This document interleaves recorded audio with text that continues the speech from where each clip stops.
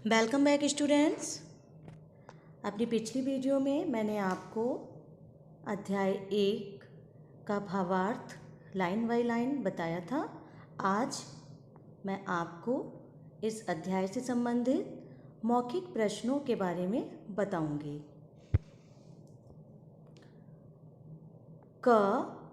यह कविता किसने लिखी है?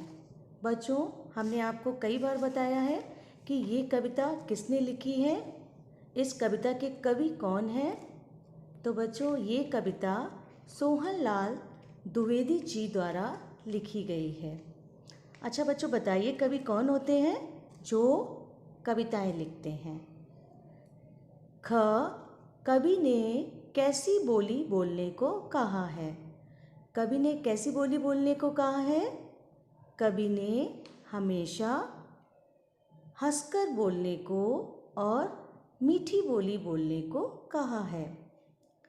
कविता याद करके कक्षा में सुनाएं।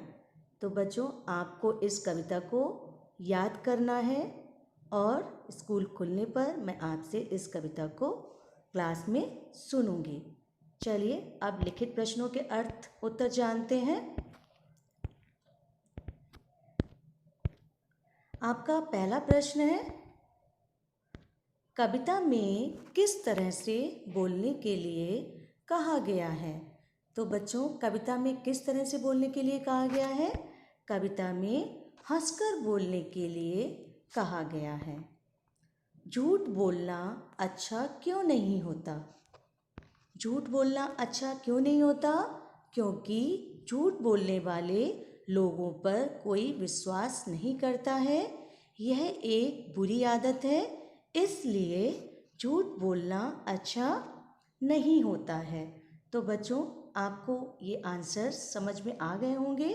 आप लोग इनकी लिखकर प्रैक्टिस करिएगा, ओके? तब आपको ये और अच्छे से समझ में आएंगे।